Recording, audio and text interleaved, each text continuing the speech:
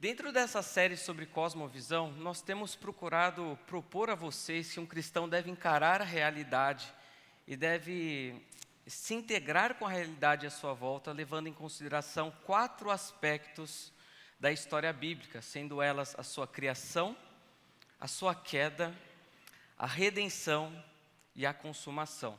Semana passada foi ensinado sobre a queda do homem e o que aconteceu. Foi ensinado sobre a criação de Deus, a criação boa de Deus. Só que eu gostaria de resumir o que falamos semana passada com uma frase do James Sire, que diz assim: Deus criou um intrincado e entrelaçado cosmos, cada parte pendente dos outros, todos governados por leis de ordem e harmonia. Deus criou e era bom. E o homem poderia desfrutar dessa criação maravilhosa. E até o papel do homem na criação, de cuidar, de cultivar, de espalhar e espelhar a imagem desse Deus.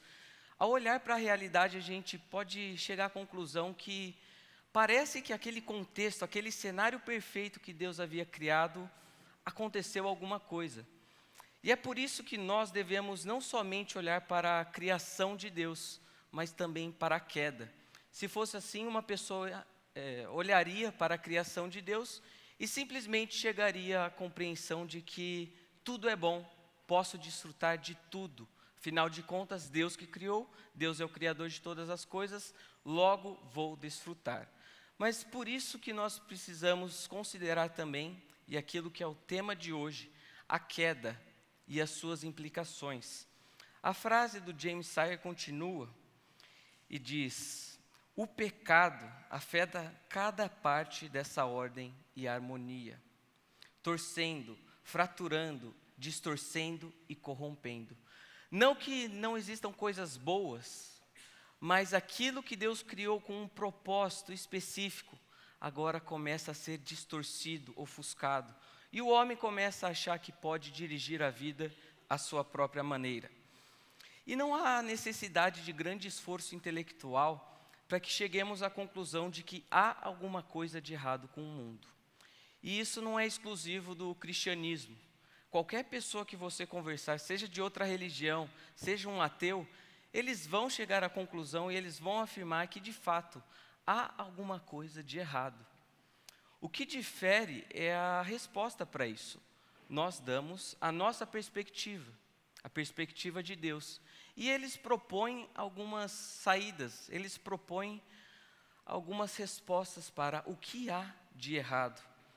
E nós temos aprendido que a cosmovisão de uma pessoa mostra como esse cidadão vai interagir e vai interpretar os fatores à sua volta, vai interpretar a realidade. E ele procura responder algumas questões: quem sou eu? O que há de errado com o mundo? Por que estou aqui? E para onde vou? A maneira que alguém responde essas perguntas mostra o conjunto de crença, de valores que está por detrás dessa cabeça. E, consequentemente, dependendo da maneira como a pessoa responde a essas questões, os desdobramentos virão na sua vida. Aí está a sua cosmovisão. Mas, afinal de contas, qual que é o problema? O que há de errado no mundo? Algumas pessoas defendem a ideia e resumem toda a história do mundo falando que o problema, o que há de errado com o mundo é a luta entre classes. A ideia da luta entre o proletário e o burguês, em que toda a realidade é interpretada e explicada por um contexto de exploração. As coisas estão do jeito que estão por causa da exploração de uma classe em detrimento da outra. Alguns também dizem que a culpa, o que há de errado, são as instituições opressoras. E nisso eles colocam as famílias, igrejas, escolas. E olha o que um psiquiatra conhecido chega a afirmar: famílias, escolas, igrejas são os abatedouros de nossas crianças. A criança nasce boa, Só que a maneira em que as instituições estão formuladas, a maneira em que as pessoas, os líderes, as autoridades, as leis, propõem que elas vivam, é isso que causa o problema no homem. E é daí que vem o problema do mundo. Outros dizem que a sociedade é que corrompe o indivíduo. Se uma sociedade propor ao indivíduo um cenário adequado, um cenário ideal, certamente essa criança se desenvolveria sem nenhum problema, sem nenhuma briga. Mas como o cenário que nós proporcionamos aos nossos cidadãos não são adequados, consequentemente, veremos o mal aí. Então eles chegam à conclusão, e essas são somente algumas das propostas. O que há de errado com o mundo? E resumem toda a história isso. A questão é que eles não param por aí. Eles entendem o que há de errado com o mundo, mas eles também propõem uma solução para isso. Assim, algumas soluções, em alguns casos, a revolução. Você tem um objetivo agradável a ser alcançado, e você se utiliza dos meios necessários para alcançar esse fim.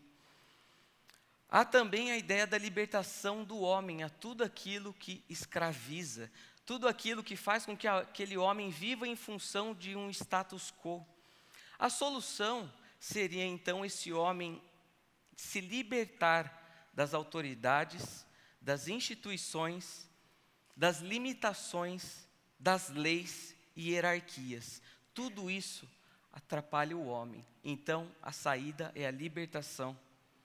Há também aquela ideia que a gente ouve muito hoje em dia, que são as chamadas ideologias. Como que funciona uma ideologia? A ideologia que surge lá no iluminismo propõe a seguinte ideia: em primeiro lugar, você tira Deus da jogada. O homem não está em busca de respostas, levando em consideração aquilo que a palavra diz. Deus não está em jogo, aquilo que a palavra diz não tem sentido. Tiramos, em primeiro lugar, então, Deus da jogada.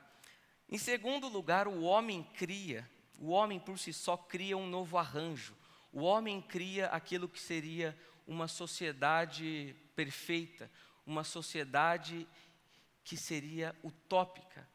E ele vai em busca desse sonho, desse objetivo. Então é assim que surge uma ideologia. Tira Deus da jogada, formula o homem por si só um novo arranjo, uma nova sociedade e, por fim, coloca em prática. Há também aquela ideia positivista estampada na bandeira do nosso país: ordem e progresso.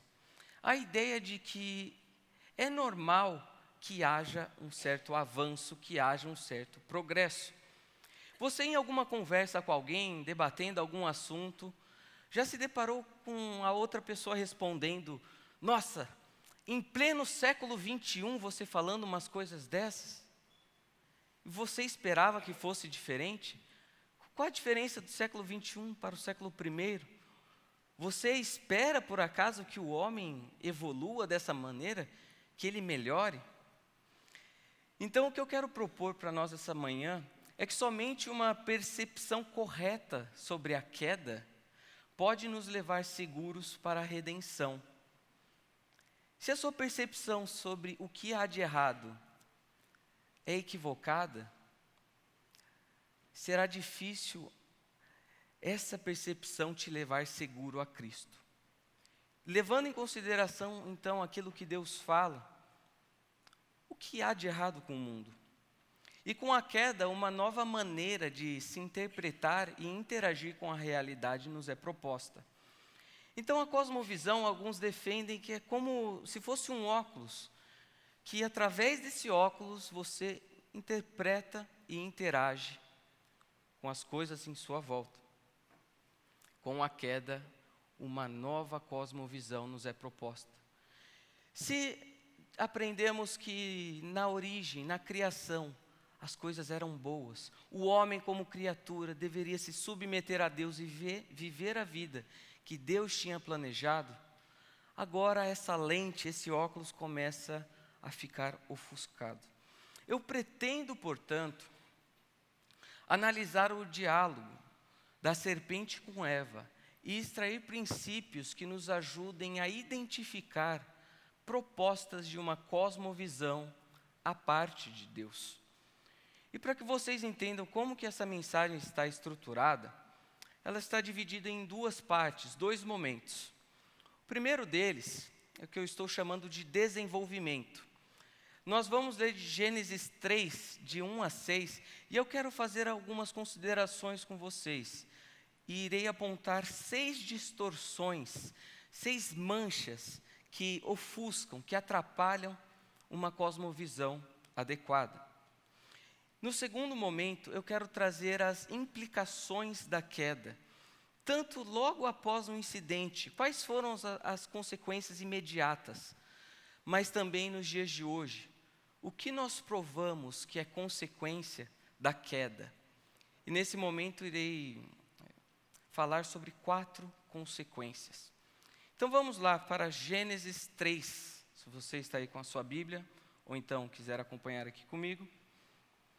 Nesse desenvolvimento, vamos ver as 6 distorções propostas. Gênesis 3, 1.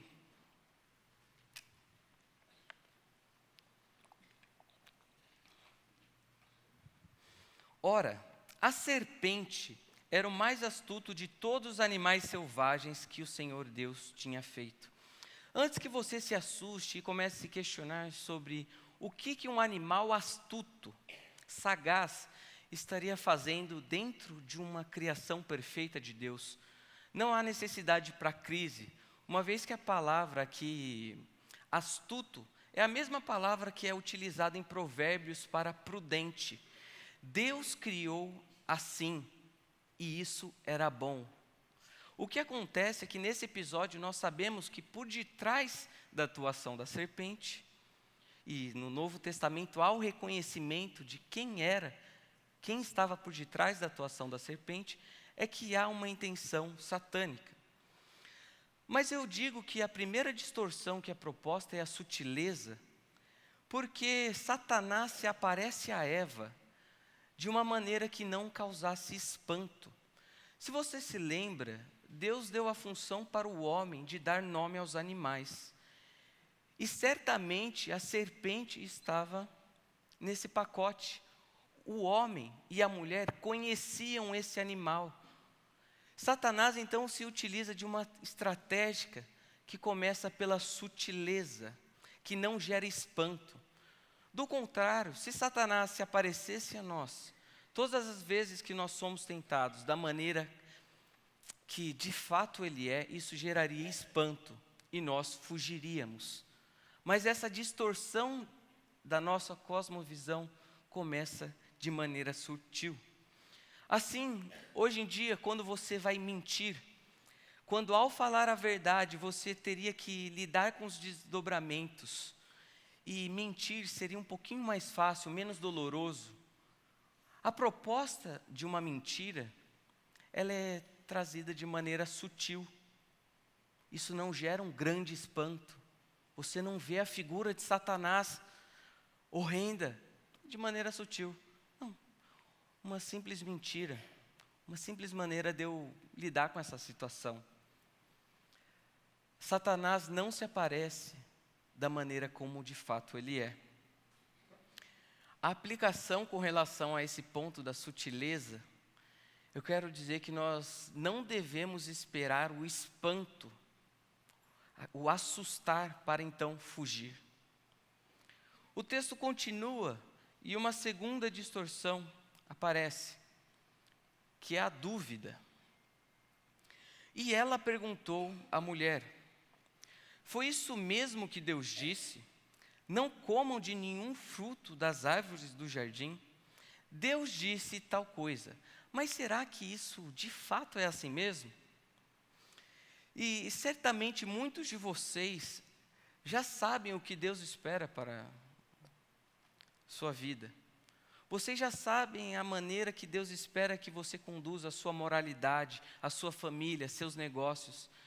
Só que ainda assim, ao se deparar com alguma questão, ao se deparar em alguma encruzilhada de sua vida, você começa a duvidar se de fato a proposta que Deus tem, a maneira que Deus tem proposto para você guiar a sua vida é a melhor. E Provérbios 3:5, confie no Senhor de todo o seu coração e não se apoie em seu próprio entendimento. A ideia de que muitas vezes nós queremos pensar e propor um novo arranjo, algo que seria melhor do que aquilo que Deus tem para nós. Há então um elemento de dúvida. Por exemplo, a ansiedade. Nós temos o conhecimento de que Deus é soberano, bom e sábio. Ainda assim, quando nós nos deparamos com uma situação que ainda nós não enfrentamos, algo que foge do nosso controle, foge da nossa capacidade de lidar, ao invés de nós lembrarmos das promessas de Deus, do cuidado de Deus, nós ficamos ansiosos e nós nos desesperamos.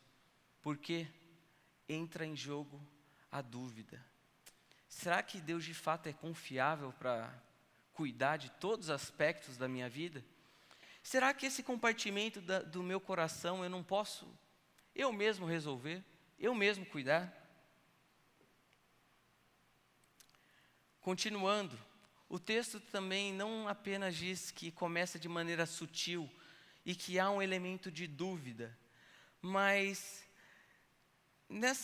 nesse diálogo da serpente, ela diz, e ela perguntou à mulher, foi isso mesmo que Deus disse? Não comam de nenhum fruto das árvores do jardim? A terceira distorção aqui é mostrar Deus como um estraga-prazer. Alguém que está simplesmente pronto para vigiar, punir e tirar o prazer.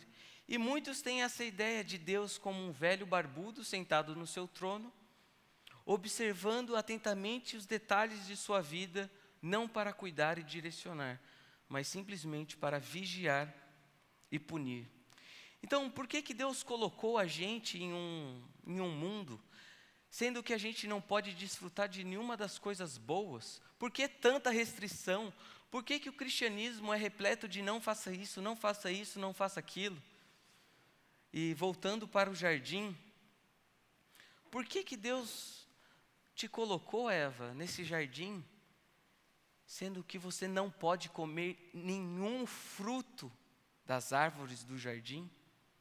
Ele reduz toda a vida cristã, ele reduz toda essa vida com Deus a um mandamento que exclui toda a vida com Deus. Pega um aspecto de negação, de não faça isso, e resume simplesmente. Nossa, cristianismo, apenas não fazer isso, não fazer aquilo, não comam de nenhum fruto das árvores do jardim. E ninguém melhor do que Nietzsche para propor em um de seus livros uma cosmovisão embaçada e estragada por essa ideia de que Deus é um estraga-prazer. Olha essa frase. A fórmula geral que serve de base a toda religião e a toda moral pode ser expressa assim: faça isso e mais isso. Não faça aquilo e mais aquilo. E então será feliz. Do contrário,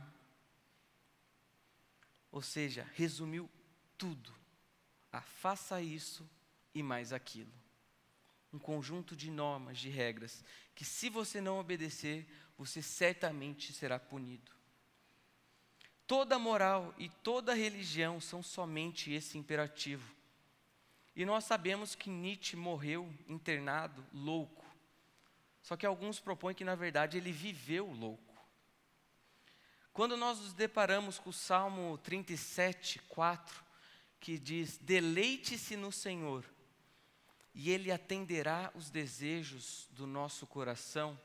Esse texto nos mostra que Deus é deleitável. Deus é alguém em quem nós podemos encontrar prazer, alegria, desfrute da vida. Então, ao contrário da ideia de um Deus estraga prazer, a concepção adequada é que Deus nos coloca em um cenário que nós podemos desfrutar, podemos viver. E Ele está aí preocupado com a nossa alegria. Deus quer que nós nos alegremos nele. E você olha o diálogo da serpente, reduzindo a somente: não comam nenhum dos frutos da árvore do jardim. O que Deus de fato disse, lá no capítulo 2, 2,16, diz assim: e o Senhor Deus ordenou ao homem: coma livremente de toda árvore, de qualquer árvore do jardim. O que Deus disse antes de ser qualquer proibição, antes de falar qualquer não, Ele fala: coma livremente. E nisso eu lembro uma frase de Agostinho que diz: ame a Deus e faça o que quiser. Nossa, então quer dizer que eu posso fazer o que quiser? Sim. Uma vez que você ama a Deus e você está interessado em fazer aquilo que Deus quer, uma vez que você leva em consideração todos os desdobramentos de levar Deus a sério e de amar a Deus, faça o que você quiser. E ainda mais quando nós pensamos no significado de Jardim do Éden. Significa prazer. Olha o cenário então que Deus coloca o homem para o seu desfrute. No jardim dos prazeres, em que diz: comam livremente. E a pergunta é, então, se Deus preparou um cenário tão agradável para o desfrute do homem, por que que aquela árvore estava lá? Deus não criou robôs que simplesmente iriam se curvar diante dele e prestariam louvor. Deus criou pessoas com coração, com vontade. E a intenção de Deus é que o homem, com o seu coração e com a sua vontade, decidisse por amar a Deus, decidisse em se submeter a Deus, aos seus projetos, aos seus propósitos.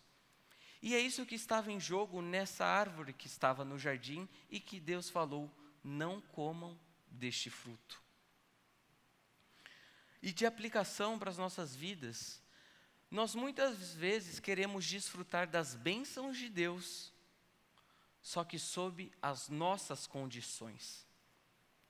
Aquilo que Deus criou e que era bom e que era muito bom, nós não queremos desfrutar debaixo das condições desse Criador que nos diz a maneira certa de desfrutar esse prazer, o tempo certo. Nós pegamos aquilo que Deus criou de bom e desfrutamos sob as nossas condições. As condições de Deus, e isso é importante a gente entender, são tão amorosas quanto as suas bênçãos. As condições de Deus são tão amorosas quanto as suas bênçãos. O texto prossegue e eu quero destacar agora o quarto elemento, a quarta distorção que é proposta. Respondeu a mulher à serpente: podemos comer do fruto das árvores do jardim. Perceba aqui que ela parece que não entendeu corretamente o conceito de coma livremente. Na resposta dela foi simplesmente: podemos comer dos frutos. Mas Deus disse: não comam do fruto da árvore que está no meio do jardim, nem toquem nele. Do contrário, vocês morrerão. Eu destaco o legalismo aqui, porque em nenhum momento Deus havia dito que eles não poderiam tocar. Então não basta a proibição que Deus coloca nessa árvore. O ser humano vai lá e coloca mais peso. O ser humano coloca mais uma restrição, coloca mais uma maneira, mais um peso para que as pessoas vivam a vida. Não toquem nele. E se você lê o Novo Testamento, você percebe como que Jesus é enfático nos seus discursos com os fariseus. Certa vez, os fariseus começam a questionar a Jesus sobre a maneira que seus discípulos estavam vivendo. Nesse caso que eu vou citar, que eles estavam comendo sem lavar as mãos. Por que os seus discípulos transgridem a tradição dos líderes religiosos? Então, o que é levado em conta aqui é a tradição dos líderes religiosos. Pois não lavam as mãos antes de comer. Respondeu Jesus: e por que vocês transgridem o mandamento de Deus por causa da tradição de vocês? Quando Jesus diz em Mateus 11, vinde a mim, o meu jugo é suave e o meu fardo é leve, é que a vida que Deus tem proposta para nós é uma vida que é razoável de ser vivida. Deus não coloca pesos além das nossas capacidades de aguentar. E os fariseus começaram a impor regras, detalhes, questões que Deus não havia dito. Isso sim torna a vida cristã inviável, o legalismo. E devemos entender então, nesse aspecto, o legalismo, que inviabiliza a vida cristã que Deus tem proposto. E isso atrapalha a maneira que nós interagimos com a realidade. O texto prossegue, e a quinta distorção que eu apresento para vocês é a mentira. Se nós percebemos que Satanás começa de maneira sutil, ora, a serpente. Após todo esse diálogo, a gente percebe que a serpente já não está tão preocupada com esses detalhes de enganar. Ele simplesmente vai lá e lança uma mentira descarada. Disse a serpente à mulher: certamente não morrerão. E o que Deus disse era: coma livremente de todo fruto, de todas as árvores do jardim, mas não comam deste, porque do dia que dele comerem, certamente morrerão. O que há aqui então é uma mentira descarada. Agora a gente vai prosseguir para o nosso sexto ponto, a sexta distorção, e eu creio que seja o ápice, que seja o clímax dessa mensagem, e aquilo que é mais importante nós compreendermos. Mas eu vou pular o versículo 5, irei para o 6. Olha o seguinte, o que diz o 6. Quando a mulher viu que a árvore parecia agradável ao paladar, era atraente aos olhos, e além disso, desejável para dela se obter discernimento, tomou do seu fruto, comeu e deu ao seu marido, que comeu também. Estudiosos dizem que por conta desse detalhe aqui, que o homem logo em seguida comeu, Adão estava assistindo esse discurso o tempo todo. E Adão, que havia recebido as instruções de Deus, falhou ou em ajudar a comunicar à sua mulher a verdade de Deus, ou de impedir que ela fosse enganada.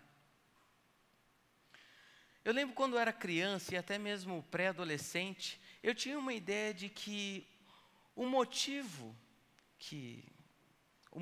responsável pela queda de Adão e Eva foi porque o fruto que era proposto, o fruto que estava presente nessa árvore proibida, era que em comparação com o resto do jardim, era um fruto que causava um maior regozijo, era um fruto que brilhava mais, em que ao olhar você poderia chegar à conclusão, que demais.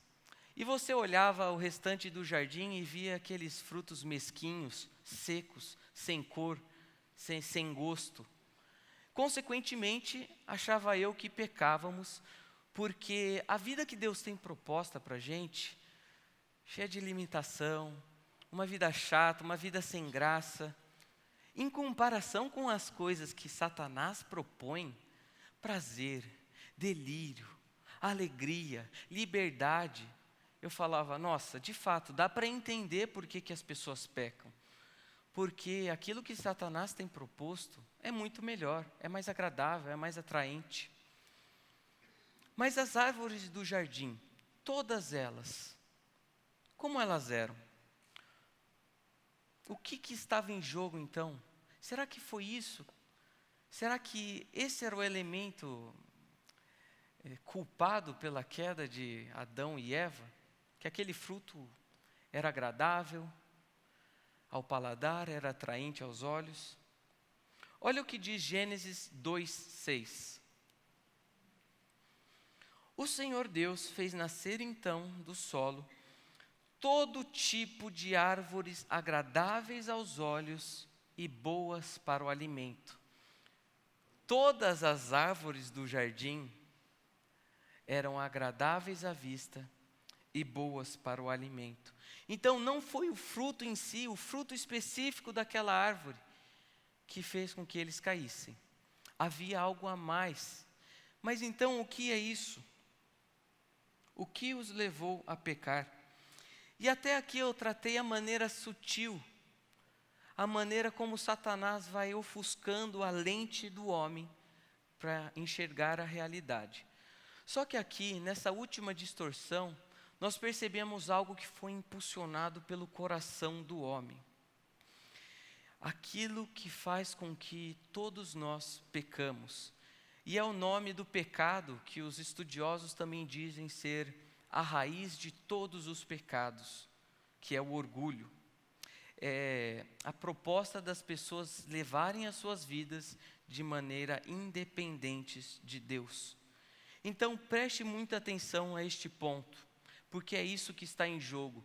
E é essa maneira, essa proposta de vida que nos é proposta, que faz com que nós tomemos decisões erradas, equivocadas e à parte de Deus. Vamos então ver que essa sexta distorção é a proposta de ser como Deus. Versículo 5.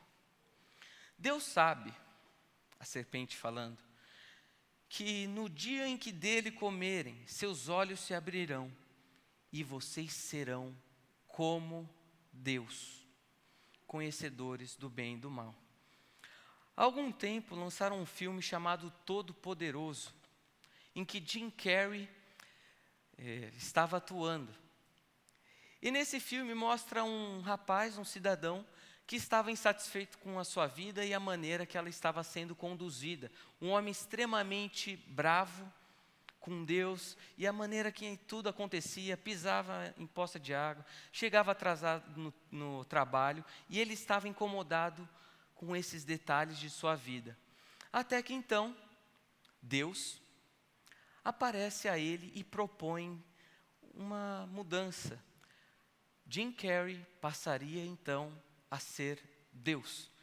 E no primeiro momento, ele fica todo alegre, e ele pode fazer tudo aquilo que ele sempre sonhou, e ele cuida de determinados aspectos, ele facilita a sua vida, ele desfruta de prazeres que ele sempre sonhou, até que em determinado momento ele se vê incapaz de dar conta das demandas de ser Deus. E todos nós aqui temos a tendência de querer ser Deus. Nessa sexta-feira, o Felipe, que trabalha conosco, viu o esboço da minha pregação, e acho que ele viu esse ponto e perguntou: nossa, Lucas, você tem a tendência de ser Deus? Tenho. Todos nós temos a tendência de querer ser Deus. Então nós percebemos que o que há em jogo naquele fruto é a proposta do homem ser como Deus. O mesmo pecado que caiu Satanás, em que uma criatura não estava satisfeita com o projeto, com o propósito que Deus o havia criado para. Ele desejava mais, ele queria ir além. O nome desse pecado é orgulho. E eu quero ilustrar essa questão, essa proposta de ser como Deus, da seguinte maneira. Eu chamo isso de tirar Deus da equação. De um lado, nós temos Deus, do outro, nós temos o homem. E Deus é o Criador, e o Criador de algo estipula os propósitos para a sua criatura. A criatura nunca está além do seu Criador. Esse Deus é também o sustentador, aquele que mantém vivo, aquele que sustém, que controla. Esse Deus é também o definidor. É aquele quem define, Deus como sendo o Criador de tudo que existe, é aquele quem define o que é certo, o que é errado, o que é bom e o que é ruim, o que é belo e o que é feio. E esse Deus é independente. De outro lado, nós temos o homem, que de acordo com a maneira que Deus o criou, nós percebemos que ele é uma criatura, ou seja, ele se submete aos propósitos do seu Criador. Esse homem, ele é alguém sustentado, é alguém que não vive à parte do seu Criador. É alguém que é submisso àquilo que o seu Criador define. E é alguém dependente. Mas nessa proposta de ser como Deus, o que acontece aqui, nessa proposta de tirar Deus da equação, nós pegamos Deus e tiramos Deus da jogada. E então o homem passa a assumir o papel de Deus. E agora esse homem que se coloca no lugar de Deus, é ele quem passa a ser o Criador. Ou seja, é ele quem estipula os propósitos das suas criaturas. É ele mesmo quem diz por que ele existe, o que ele tem que fazer com a vida dele. Esse homem que é o sustentador da sua vida, ele pode viver à parte de Deus. Esse homem, agora, nessa proposta de ser como Deus, é quem é o definidor, quem define o que é certo e errado, bom e ruim, belo e feio.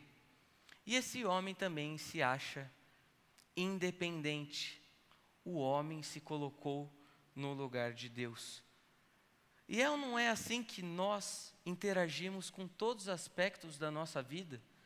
A nossa dificuldade em submeter aquilo que Deus quer, não é porque nós queremos ser o sustentador, definidor e criador de nossas próprias vidas? Nós temos a tendência de querer ser Deus.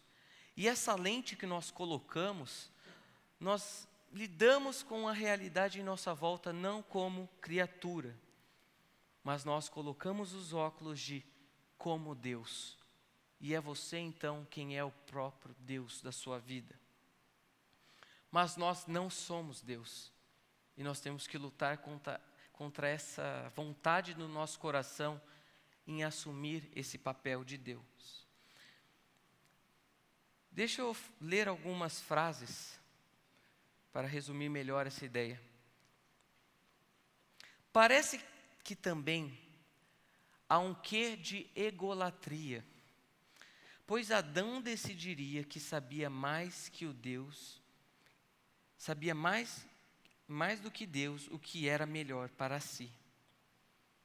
Queria promover-se a todo custo e confiar em si mesmo, um ser criado, ao invés de depositar a sua confiança no Criador. Deus admite eles cobiçarem o poder divino. Eles rejeitaram a sua natureza humana e passaram a cobiçar a natureza divina. Eles queriam ser o seu próprio Deus. E Deus admite que os seres humanos, de fato, infringem a distinção criador e criatura. Não que agora o homem fosse de fato Deus, mas o homem começaria a agir como se fosse Deus. E nós devemos lembrar que essa proposta de ser como Deus é feita pelo pai da mentira. Então isso não procederia. O que acontece então é que o homem passaria a agir como se fosse. Não que os seres humanos agora se tornaram deuses, mas eles decidiriam agir como se fossem, definindo e decidindo por eles mesmos o que consideram bem ou mal. É aí que está o problema. Passamos a agir como se nós fôssemos o Deus de nossas escolhas e de tudo aquilo que as nossas escolhas implicam. Até aqui eu propus, nesse desenvolvimento, as 6 distorções que são feitas para a nossa interpretação dos fatos da realidade em nossa volta. E vimos que o clímax, aquilo que mais nos afeta, é esse óculos que faz com que nós achemos que somos Deus. Agora eu quero destacar algumas das implicações do homem querendo ser como Deus. Quais são os resultados, tanto imediatos, quanto resultados contemporâneos do homem se achando Deus? E vou citar aqui apenas 4 consequências do homem querendo ser Deus. O primeiro deles é o homem tentando resolver o seu problema. O homem, a parte de Deus, pensando e vendo como é que ele pode resolver esse problema. Gênesis 3:7, logo na seguida, nos diz: abriram-se então os olhos de ambos, e percebendo que estavam nus, ou seja, a constatação da mudança de cenário em que eles vivem. O que eles fazem com isso? Coseram folhas de figueira e fizeram cintas para si. Vemos aqui o homem tentando resolver o seu problema. E é interessante que a parte de Deus, alienado de Deus, o homem pensa nas mais bizarras alternativas para lidar com o seu problema. Eu gosto de chamar esse episódio aqui da primeira gambiarra da história. O que é gambiarra? E se você já andou por Campinas, pelo centro de Campinas, você já viu aqueles postes, todos remendados, você já sabe o que é gambiarra. É a tentativa do homem de resolver de alguma maneira não definitiva o seu problema. Olha algumas imagens de gambiarras. Nada melhor do que consertar um pilastre com insufilme. Insufilme não, essa folha, esse papel plástico. Ou uma BMW que quebram e se utiliza uma vassoura. Ou então, uma melhor maneira de você assistir um filme, gambiarra. E na introdução da mensagem eu mostrei algumas propostas contemporâneas que as pessoas têm para resolver o problema do mal, o problema do pecado. Seja ideologia, seja revolução, tudo isso é gambiarra. É a tentativa do homem resolver o seu problema à parte de Deus. Adão e Eva coseram folhas de figueira e fizeram cintas para si. Ao invés de buscarem resolver o problema de maneira definitiva, buscou eles mesmos, achando que eram Deus. Eu posso resolver o problema. E é por isso que é tão ridículo pessoas lutarem por ideologias ou imaginações, utopias de como resolver a nossa sociedade. Isso é loucura. Se você lembra a história de Davi, você se lembra que em determinado momento em que ele se depara com a gravidez vinda de um adultério, a maneira que ele procurou resolver o problema do seu pecado foi colocando Urias, o marido da mulher, na fronte de batalha, para que então ele pudesse morrer. Ao invés de depositar em Deus a expectativa e a confiança de que Ele, somente Ele pode resolver. Provérbios 28:13 nos diz: aquele que esconde o seu pecado não prospera, mas aquele que os confessa e deixa alcançará misericórdia. Então, no primeiro momento, o homem tenta resolver o seu problema.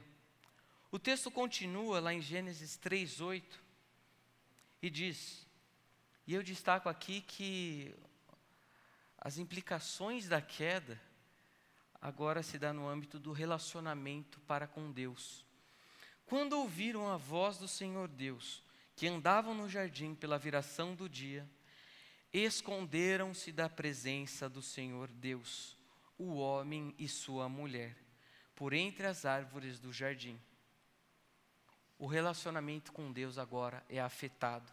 E nenhuma utopia, nenhuma ideologia pode de fato resolver o problema da sociedade, porque agora o homem nasce alienado, separado de Deus.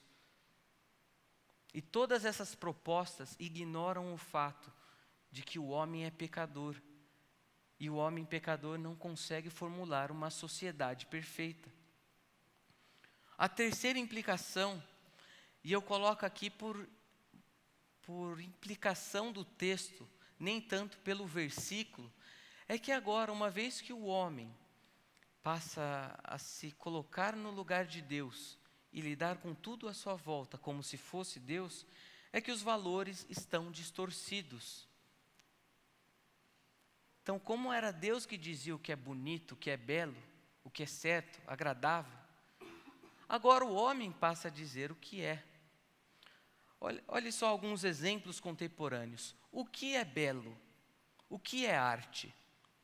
Temos aqui no museu, nos Estados Unidos, pessoas admiradas e contemplando um óculos. Óculos deixados no chão de museu nos Estados Unidos são confundidos com obra de arte. O homem, passando a definir o que é certo, o que é errado e o que é belo, certamente ele pode ficar algumas horas contemplando essa beleza. O segundo exemplo, algo que aconteceu há alguns anos no supermercado Irota, fazendo propaganda aqui, é que no tempo do Natal, eles colocaram à disposição dos seus consumidores algumas devocionais, assim como o pão diário que nós disponibilizamos aqui. Em determinado momento, em algum dos dias de devocional, desse devocionário, estava falando sobre qual o desejo de Deus, qual a vontade de Deus para o casamento. E lá escrevia que era a união heterossexual, monogâmica e indissolúvel. O público teve acesso a isso, e como assim? E esse supermercado foi acusado de homofobia. Supermercado dá cartilha a clientes com discurso homofóbico, apenas por tratar a vontade de Deus para o casamento. Não era algo agressivo. E recentemente tiraram do Facebook a pregação de um pastor americano, alegando que ali continha discurso de ódio. Mais uma das implicações seria um vídeo, mas eu creio que só teremos a foto. Isso. Felipe Neto, esse youtuber conhecido, ele em determinado momento do vídeo começa a dizer: eu não preciso de um Deus dizendo para mim como eu devo viver a minha vida.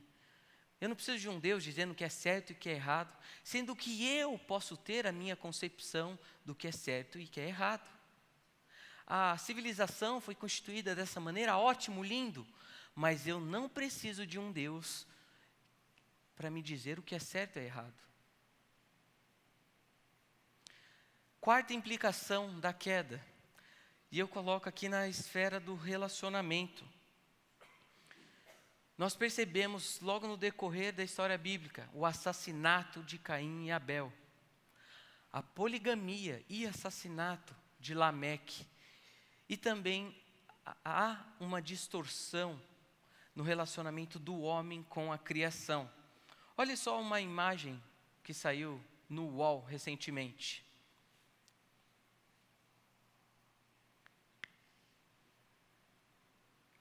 Trisal decide se casar.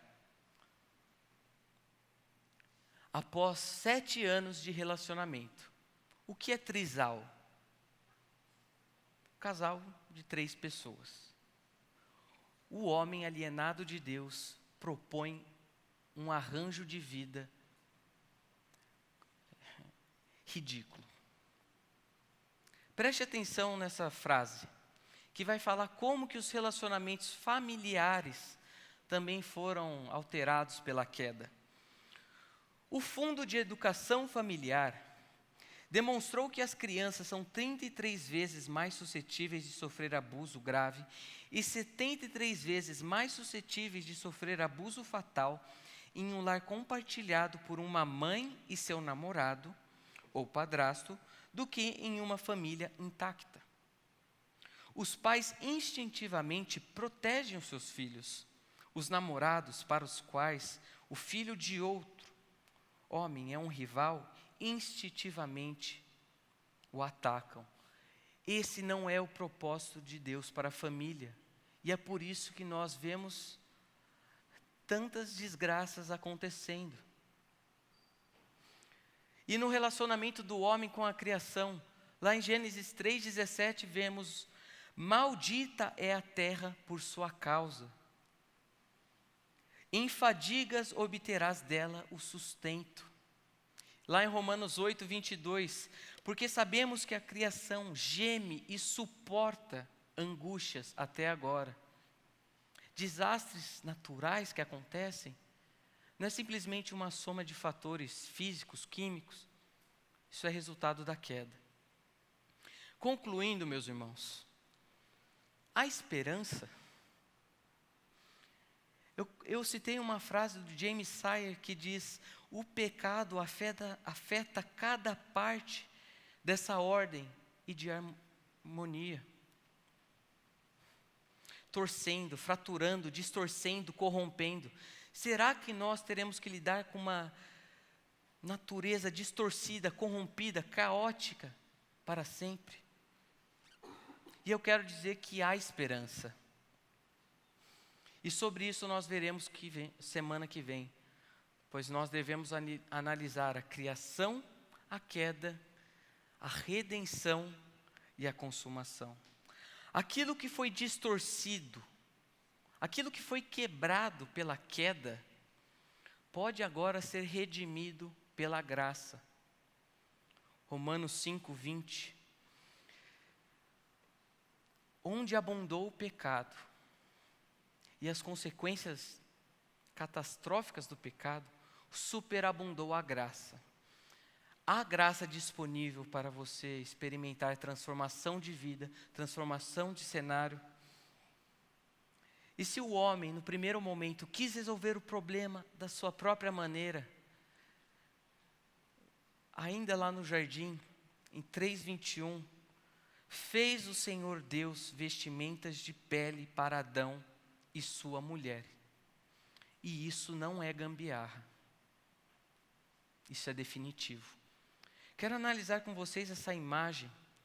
De um lado nós temos Eva, tomada por culpa, sendo enganada e enrolada pela serpente, mas em seu olhar fixo para a barriga de Maria, de onde viria a esperança, a salvação de Israel. E ela olha para essa barriga na certeza de que somente essa graça pode me livrar.